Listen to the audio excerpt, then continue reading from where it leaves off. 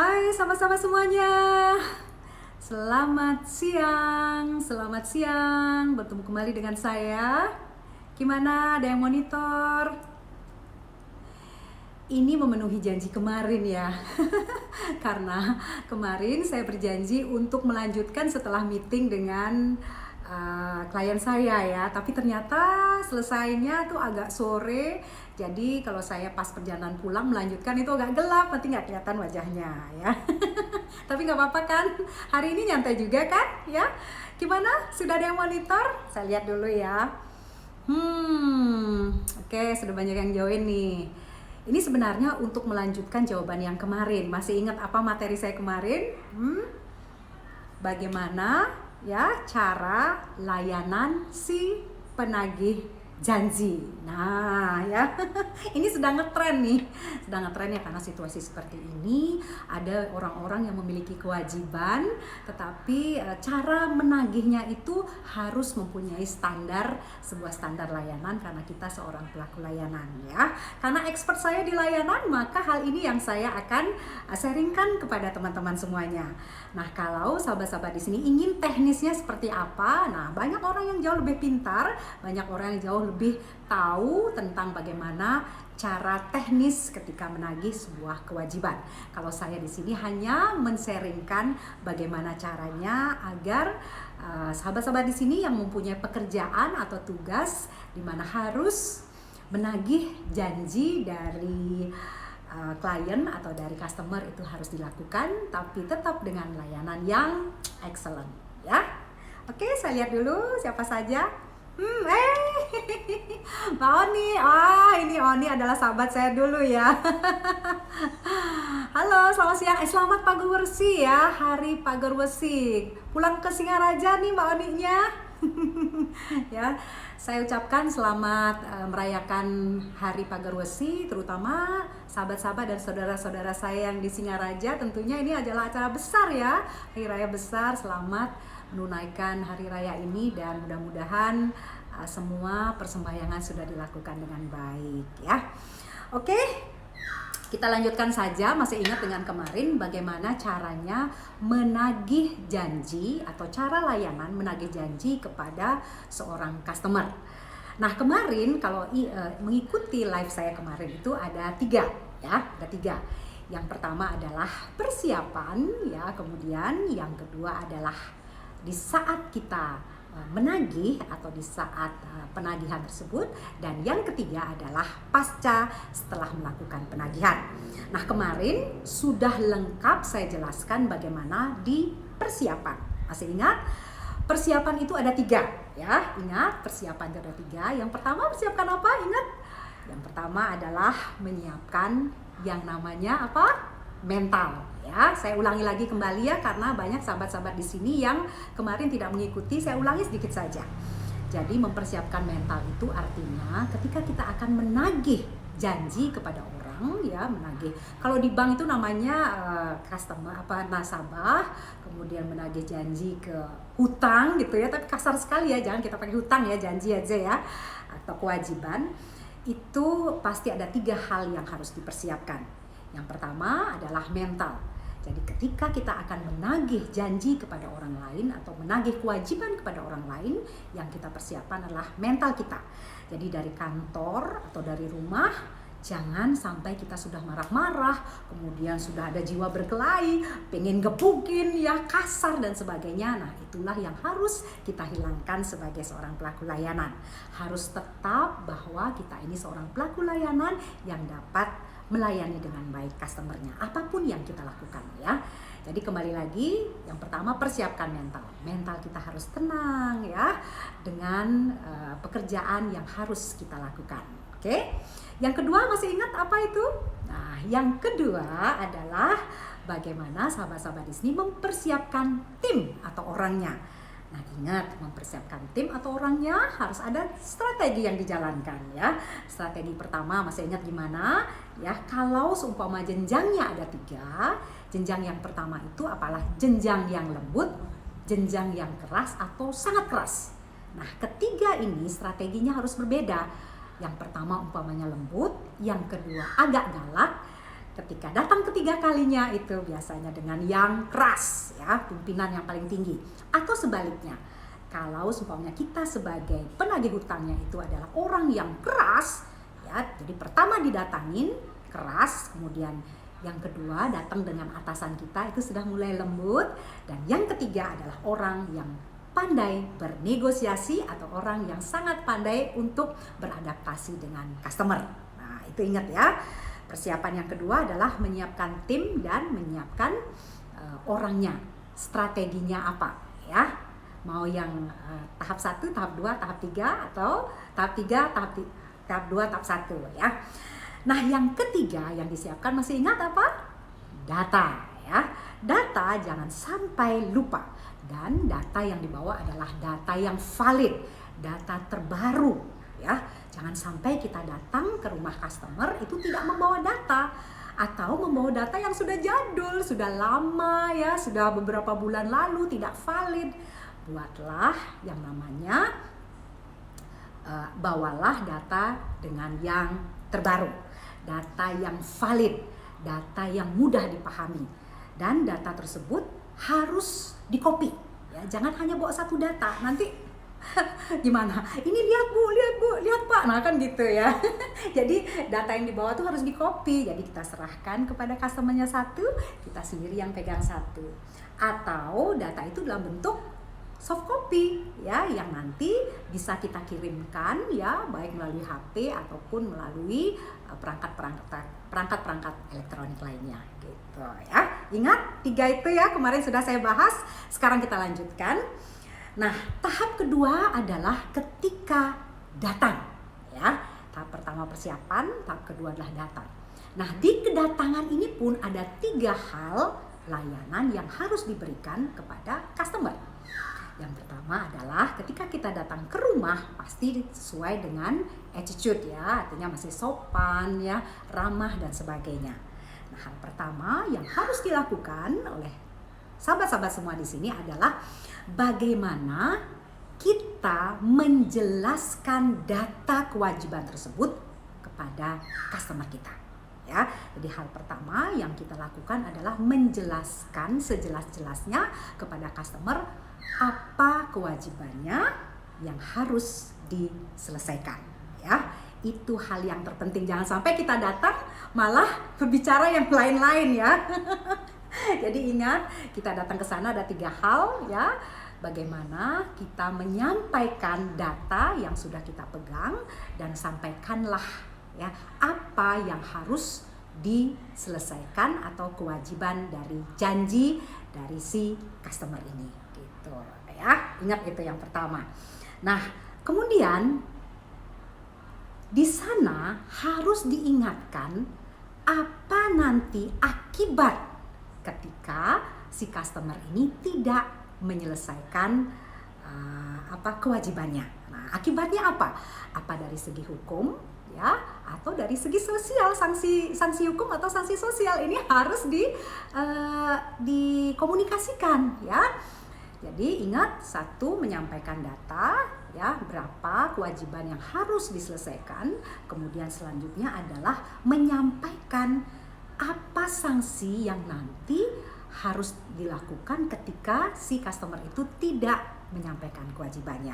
Nah, kalau yang ini tidak boleh diperbesar-besar gitu ya, dibesar-besarkan gitu ya. Ini juga nggak boleh, sesuai dengan aturan hukum dan sesuai dengan sanksi sosial, ya. Sanksi sosial bisa saja seumpama menjadi blacklist, ya, jadi tidak bisa lagi menjadi seorang debitur atau tidak bisa lagi meminjam dan sebagainya. Sedangkan sanksi hukum mungkin sudah tahu bagaimana umpamanya di hukum, umpamanya di kepolisian, kejaksaan dan sebagainya, ya, sesuai dengan aturan hukum. Oke, jadi itu yang dilakukan yang pertama kali dengan customer. Nah, yang kedua, nih ingat nih, yang kedua, si penagih janji ini harus pintar melakukan sebuah komunikasi dengan customer, bagaimana dia dapat menggali, ingat, dapat menggali bagaimana keadaan dari customer tersebut, baik usahanya, ya, ingat, baik usahanya ataupun asetnya. Nah, ya. Dan nanyanya tuh nggak boleh ya, nanya umpamanya langsung, Pak, Bapak punya apa saja, itu ya, itu tidak pintar namanya menggali.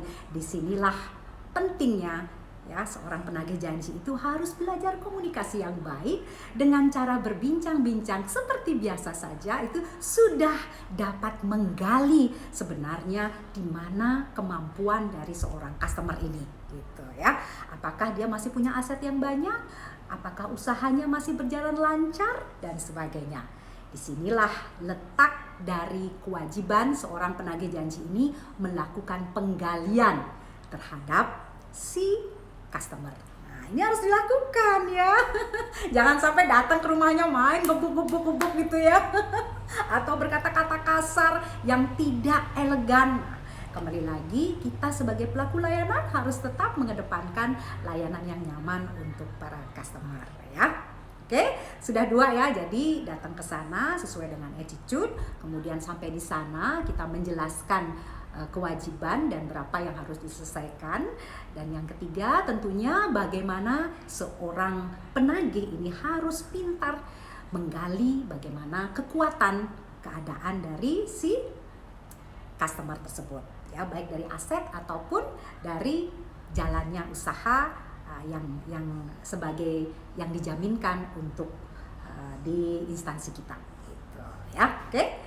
Nah, selanjutnya yang ketiga, jangan lupa ya, tanyakan komitmen ya sebelum kita meninggalkan ya. Komitmen terakhir dari seorang customer ini penting sekali, komitmen ya. Jadi komitmen ini yang harus kita pegang, hasil dari kunjungan kita ke customer tersebut. Jadi ingat, komitmen. Jadi komitmen dari si customer.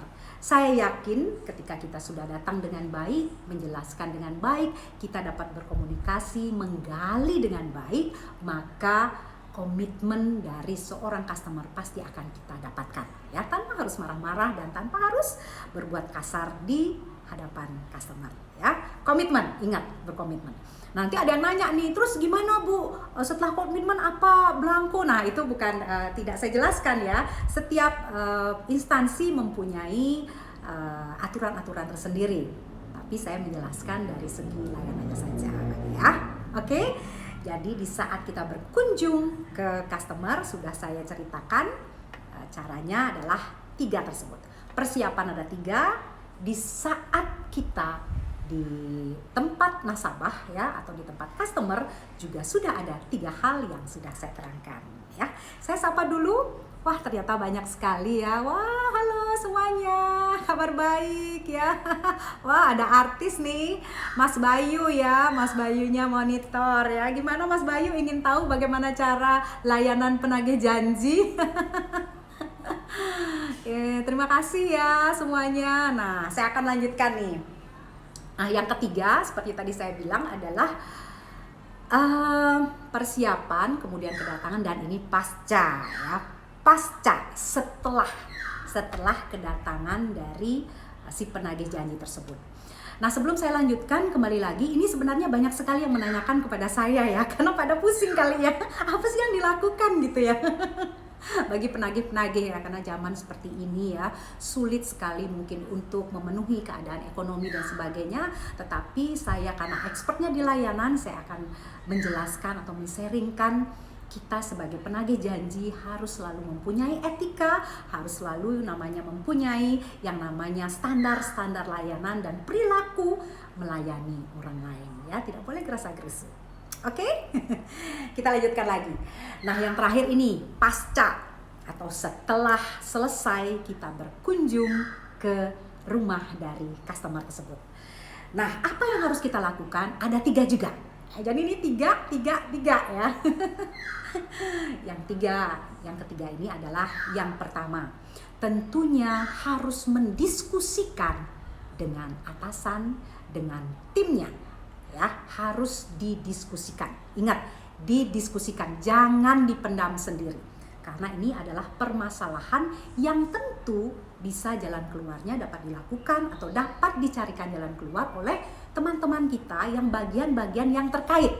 Ya, jadi diskusikan ya, bicara dengan atasan, minta waktu untuk mendiskusikan apa yang akan diambil langkah-langkah selanjutnya setelah kunjungan.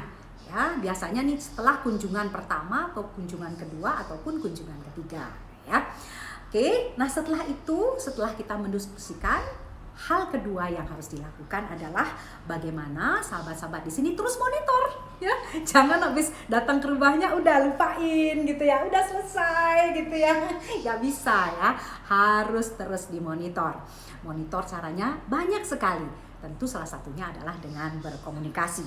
Karena komunikasi inilah sebenarnya monitor yang paling efektif ya. Berkomunikasi juga cara bermacam-macam. Bisa dengan telepon ya, bisa dengan media sosial ya, bisa dengan WhatsApp dan sebagainya. Ya, silahkan berkomunikasi dengan memonitor gerakan-gerakan selanjutnya. Artinya memonitor para customer yang sudah kita datangi, apakah sudah melakukan komitmen dan sebagainya ya.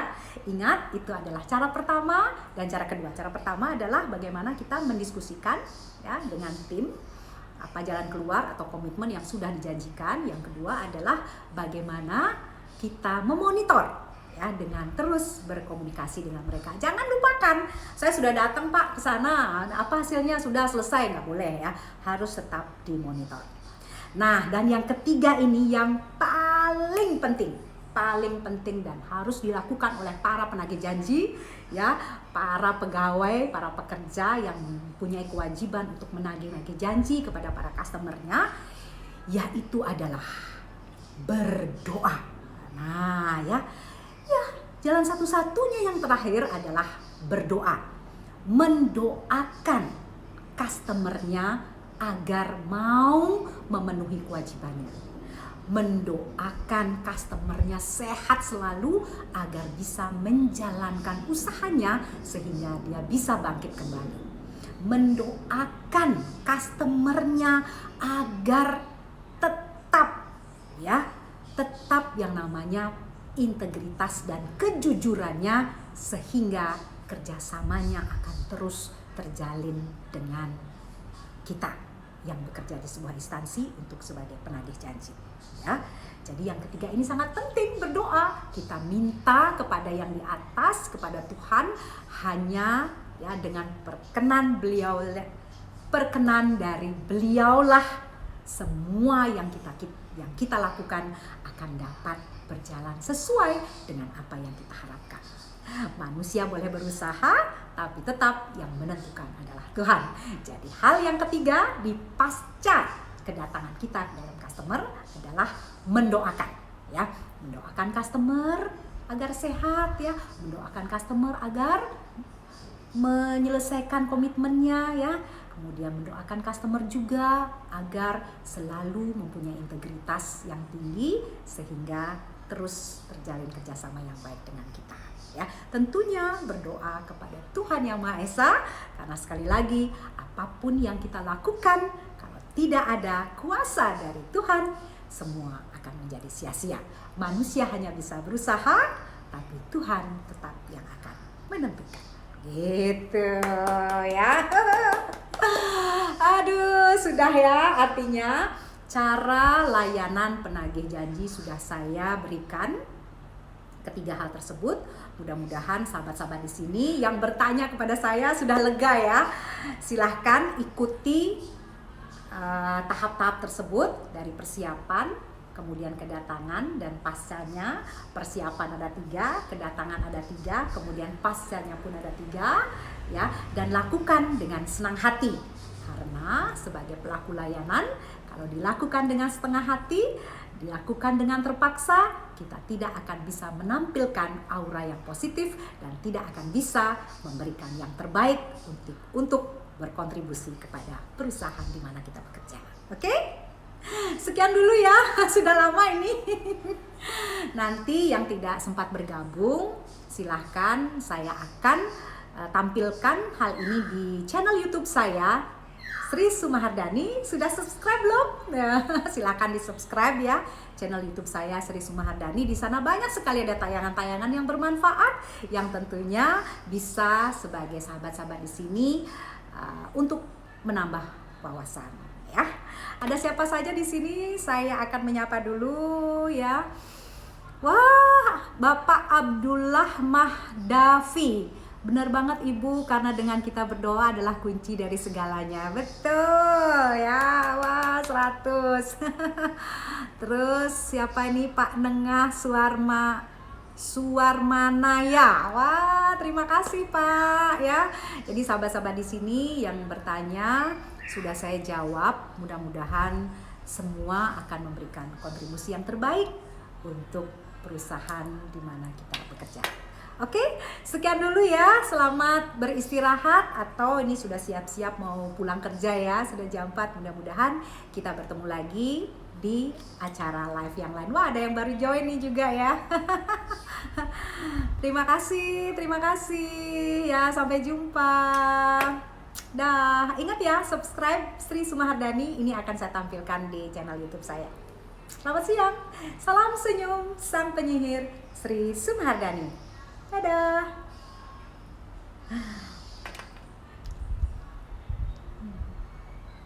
Wah, saya fans berat Ibu dari mahasiswa Undiknas. Wah, mahasiswa Undiknas ya. Saya pernah di sana menjadi seorang pembicara ya. Silakan kalau mengundang lagi ya.